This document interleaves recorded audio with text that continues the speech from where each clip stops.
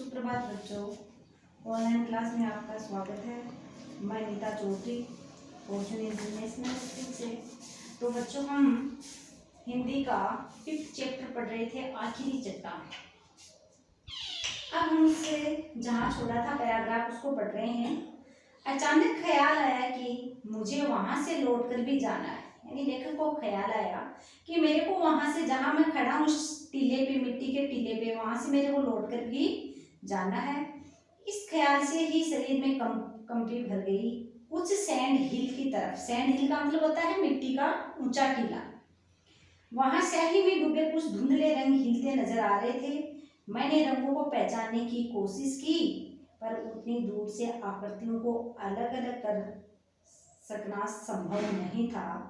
मेरे और उन रंगों के बीच स्याही पड़ती रेत के कितने ही टीले थे। मन में डर समाने लगा कि क्या अंधेरा होने से पहले मैं उन सब टीलों को पार करके जा सकूंगा। यानी लेखक को मन में ये विचार होने लगा कि अंधेरा होने से पहले मैं सारे टीलों को पार कर सकता हूँ क्या। कुछ कदम उस तरफ बढ़ा भी, पर लगा कि नहीं, उस रास्ते से जाऊंगा तो शायद रेत में ही भटकता रहूंगा। यानी लेखक के मन में आया कि उसी रास्ते से मैं जाऊंगा तो मेरे को रेत में टाइम चलने में ज्यादा लगेगा। इसलिए सोचा बेहतर है नीचे समुद्र तट पर उतर कर जाऊं। तट का रास्ता, तट यानी किनारा, समुद्र के किनारे से तट का रास्ता निश्चित रूप से कैंप होटल के सामने तक ले जाएगा। निर्णय तुरंत करना था, इसीलिए बिना और सोचे मैं रेत पर बैठकर नीचे तट की तरफ फिसल गया। पर तट पर पहुंचकर फिर कुछ क्षण बढ़ते अंधेरे की बात भुला रहा। कारण था तट की रेत। यूं पहले भी समुद्र तट पर कई कई रंगों की रेत देखी थी, सुरमई, खाकी, पीली और लाल। यानी ये रेत के कलर बताए हैं, मगर जैसे रंग उस रेत में थे वैसे मैंने पहले कभी कहीं की रेत में नहीं देखे थे। कितने ही अनाम रंग थे, वे एक एक इंच पर एक दूसरे से अलग और एक एक रंग कई कई रंगों की झलक लिए हुए थे। काली घाटी और घनी लाल आंधी को मिलाकर रेत के आकार में ढाल देने से रंगों के जितनी तरह के अलग अलग सम्मिश्रण पाए जा सकते हैं वे सब वहां थे, और उनके अतिरिक्त भी बहुत से रंग थे। मैंने कई अलग अलग रंगों की रेत को हाथ में लेकर देखा और मसलकर नीचे गिर जाने दिया। जिन रंगों को हाथों से नहीं छू सका उन्हें पैरों से मसल दिया। लेकिन कह रहा है कि जिन रंगों को मैं हाथों से नहीं छू सका उनको पैरों से मसल दिया। मन था कि किसी तरह हर रंग की थोड़ी थोड़ी रेत अपने पास रख लूं। लेखक का मन कर रहा है कि हर तरह की कलर की रेत में थोड़ी थोड़ी मेरे पास रख लूं, पर उसका कोई उपाय नहीं था। ये सोचकर कि फिर किसी दिन आकर उस रेत को बटोरूंगा, मैं उदास मन से वहां से आगे चल दिया। समुद्र में पानी बढ़ रहा था। तट की चौड़ाई धीरे धीरे कम होती जा रही थी। एक लहर मेरे पैरों को भिगो गई तो सहसा मुझे खतरे का एहसास हुआ। यानी समुद्र से लहर आई मेरे पैरों तक तो मेरे को खतरे का एहसास हुआ। मैं जल्दी जल्दी चलने लगा। तट का सिर्फ 3-4 फुट हिस्सा पानी से बाहर था। यानी मैं समुद्र के किनारे इतना चल रहा है कि 3-4 फुट ही पानी कम था, उस हिस्से पे चल रहा था। मैं जल्दी जल्दी चलने लगा। तट का सिर्फ 3-4 फुट हिस्सा पानी से बाहर था। लग रहा था कि जल्दी ही पानी उसे भी अपने अंदर समा लेगा। एक बार सोचा खड़ी रेत से होकर फिर ऊपर चला जाऊं, पर वह स्याह पड़ती रेत इस तरह दीवार की तरह उठी थी कि उस रास्ते ऊपर जाने की कोशिश करना ही बेकार था। मेरे मन में खतरा बढ़ गया। मैं दौड़ने लगा। एक और लहरें पैरों के नीचे तक आकर लौट गई। मैंने जूता उतार कर हाथ में ले लिया। यानी मेरे जूते थे उनको उतार करके मैंने हाथ में ले लिए। एक ऊंची लहर से बचकर इस तरह दौड़ा जैसे सचमुच वह मुझे अपने लपेटे में लेने आ रही। फिर तेजी से लहर आई। वो लहर ऐसे लग रही थी, लेखक कह रहा है वो लहर मेरे को ऐसे लग रही थी जैसे अपने साथ पानी में बहा के, अपने साथ वो लहर मेरे को बहा के समुद्र में ले जाएगी। सामने एक ऊंची चट्टान थी वक्त पर अपने को संभालने की कोशिश की, फिर भी उससे टकरा गया। बाहों पर हल्की खरोंच आ गई, पर ज्यादा चोट नहीं थी। चट्टान पानी के अंदर तक चली गई। उसे बचाकर आगे जाने के लिए पानी में उतरना आवश्यक था, पर उस समय पानी की तरफ पांव बढ़ाने का मेरा साहस नहीं था। मैं चट्टान की नोकों पर पैर रखता किसी तरह उसके ऊपर पहुंच गया। सोचा नीचे खड़े रहने की अपेक्षा वह अधिक सुरक्षित होगा, पर ऊपर पहुंचकर लगा जैसे मेरे साथ एक मजाक किया गया हो। चट्टान के उस तरफ तट का खुला फैलाव था, लगभग 100 फुट का। कितने ही लोग वहां टहल रहे थे यानी घूम रहे थे। ऊपर सड़क पर जाने के लिए वहां से रास्ता भी बना था।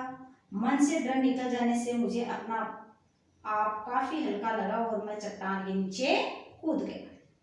रात कैंप होटल का लॉन मतलब होटल के सामने का बगीचा।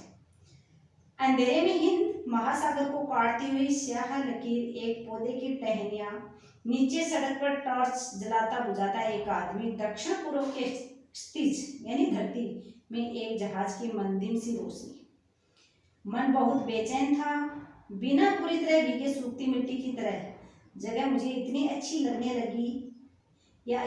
लगी थी कि मन था कि अभी कई दिन इस सप्ताह वहां रहूं, पर अपने भुलक्कड़पन की वजह से एक ऐसी हिमाकत कर आया था कि लग रहा था वहां से तुरंत लौट जाना पड़ेगा। अपना सूटकेस खोलने पर पता चला कि कानाडोर में 17 दिन रहकर जो 80-90 पन्ने लिखे थे वे वही मेज की दराज में छोड़ आया।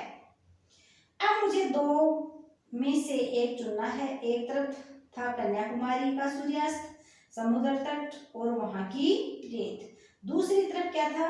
देखो बच्चों, दूसरी तरफ अपने हाथ से लिखे कागज, जो शायद अब भी सेवाय होटल के एक दराज में बंद थे।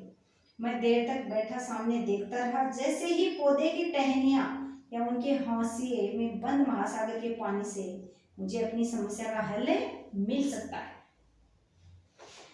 कुछ देर में एक गीत का स्वर सुनाई देने लगा, जो धीरे धीरे पास आता गया। एक कॉन्वेंट की बस होटल के कंपाउंड में आकर रुक गई। बस में बैठी लड़कियां अंग्रेजी में एक गीत गा रही थी। बस में बैठी जो लड़कियां थी वो गीत गा रही थी। वो कौन सी भाषा में गा रही थी? अंग्रेजी भाषा में गीत गा रही थी, जिसमें समुद्र के सितारे को संबोधित किया गया था। उस गीत को सुनते हुए और दूर जहाज की रोशनी के ऊपर एक चमकते सितारे को देखते हुए मन और उदास होने लगा। गहरी सांझ का मतलब होता है शाम का समय। गहरी सांझ के सुरमई रंग में रंगी वह आवाज मन की गहराई के किसी कोमल रोए को हल्के हल्के सहला रही थी। लग रहा था कि उस रोए की जिद शायद मुझे वहां से जाने नहीं देगी, लेकिन उससे भी जिद्दी एक और रोया था, दिमाग के किसी कोने में अटका, जो सुबह वहां से जाने वाली बसों का टाइम टेबल मुझे बता रहा था। गीत के स्वरों की प्रतिक्रिया के साथ टाइम टेबल के हिंद से जुड़ते जा रहे थे। पहली बस 7:15, दूसरी बस 8:15 यानी 8:15। पहली बस तो थी 7:15 पे, दूसरी बस है 8:35, तीसरी। थोड़ी देर में बस लौट गई। गीत के स्वर विलीन हो गए यानी गायब हो गए वहां से, और मन में केवल हिंदसू की चक चलती रह गई। ग्रेजुएट नवे मुझे बता रहा था कि कन्याकुमारी के 8,000 की आबादी में कम से कम 400-500 शिक्षित नवयुवक ऐसे हैं जो बेकार हैं। उनमें से 100 के लगभग ग्रेजुएट हैं यानी बीए किए हुए। उनका मुख्य धंधा है नौकरियों के लिए अर्जियां देना और बैठकर आपस में बहस करना। कॉलेज किए हुए थे। वह खुद वहां फोटो एल्बम बेचता था। दूसरे नवयुवक भी उसी तरह के छोटे छोटे काम करते थे। हम लोग सीपीयू का गुद्दा खाते और दार्शनिक सिद्धांतों पर बहस करते हैं। वह कह रहा था इस चट्टान से इतनी प्रेरणा तो हमें मिलती है मुझे दिखाने के लिए। उसने वहीं से एक सीपी लेकर उसे तोड़ा और उसका गुद्दा मुंह में डाल दिया। पानी और आकाश में तरह तरह के रंग झिलमिलाकर छोटे छोटे दीपों की तरह समुद्र में बिखरती स्याही चट्टानों की चोट से सूर्य उदित हो रहा था। घाट पर बहुत से लोग उगते सूर्य उदित हो रहा था, और सूर्य जब उगता है तब भी कुछ लाल रंग का दिखाई देता है, और जब छिपता है तब भी लाल रंग का दिखाई देता है। उगते सूर्य को अर्घ्य देने के लिए एकत्रित थे, यानी वहां लोग थे वो उगते हुए सूर्य को अर्घ्य देने के लिए तैयार थे। घाट से थोड़ा हटकर गवर्नमेंट गेस्ट हाउस के बैर सरकारी मेहमानों को सूर्योदय के समय की कॉफी पिला रहे थे। दो स्थानीय नवयुवतियां उन्हें अपनी टोकरियों के शंख और मालाएं दिखला रही थी। वे लोग दोनों काम साथ साथ कर रहे थे, मालाओं का मोलतोल और अपनी बाइनोक्यूलर्स से सूर्य दर्शन। मेरा साथी अब मोहल्ले मोहल्ले के हिसाब से मुझे बेकार के आंकड़े बता रहा था। बहुत से कैंडल का हमारे आसपास तैरे थे। वहां की बेकारी की समस्या और सूर्योदय की विशेषता इन दोनों से बेलाग। मेरे साथियों का कहना था कि लौटते हुए नाव को घाट की तरफ से घुमाकर लाइए। हालांकि मल्लाह उस तूफान में उधर जाने के हक में नहीं थे। बहुत कहने पर मल्लाह किसी तरह राजी हो गए और नाव को घाट की तरफ ले गए। नाव विवेकानंद चट्टान के ऊपर से घूमकर लहरों के थपेड़े खाती उस तरफ बढ़ने लगी। वह रास्ता सचमुच बहुत ही खतरनाक था। जिस रास्ते से हम आए थे उससे कहीं ज्यादा नाव इस तरह लहरों के ऊपर उठ जाती कि लगता था कि नीचे आने तक जरूर उलट जाएगी। ऐसे वो नाव आती हुई लग रही थी। फिर भी हम घाट के बहुत करीब पहुंच गए। ग्रेजुएट नवयुवक घाट से आगे की चट्टान की तरफ इशारा करके कह रहा था, यहाँ आत्महत्याएं बहुत होती हैं। अभी 2 महीने पहले ही एक लड़की ने उस चट्टान से कूदकर आत्महत्या कर ली, यानी चट्टान से छलांग लगा दी। मैंने सरसरी तौर पर आश्चर्य प्रकट कर दिया। मेरा ध्यान उसकी बात में नहीं था। मैं आंखों से तय करने की कोशिश कर रहा था कि घाट और नाव के बीच अब कितना फासला बाकी है। एक लहर ने नाव को इस तरह धकेल दिया कि मुश्किल से वह उलटते बची। यानी समुद्र की जो लहरें आ रही थी इतनी तेजी से आ रही थी कि वो नाव के पास से निकली तो ऐसे लग रहा था जैसे नाव ही उलट जाएगी। आगे 3-4 चट्टानों के बीच एक भंवर पड़ रहा था। नाव अचानक एक तरफ से भंवर में दाखिल हुई और दूसरी तरफ से निकल आई। इससे पहले कि मला उसे संभाल पाते हुए फिर उसी तरह भंवर में दाखिल होकर घूम गई। मुझे कुछ क्षणों के लिए भंवर और उससे घूमती नाव के सिवा और किसी चीज की चेतना नहीं रही। चेतना हुई जब भंवर में 3-4 चक्कर खाने लेने के बाद नाव किसी तरह उससे बाहर निकल आई। ये अपने आप का मलाहों की कोशिश से है। मैं नहीं कह सकता। भंवर से कुछ दूर आ जाने पर ग्रेजुएट नवयुवक ने बताया कि हम उस चट्टान को लगभग छूकर आए हैं जिस पर से कूदकर उस नवयुवती ने कन्याकुमारी की साक्षी में आत्महत्या की थी।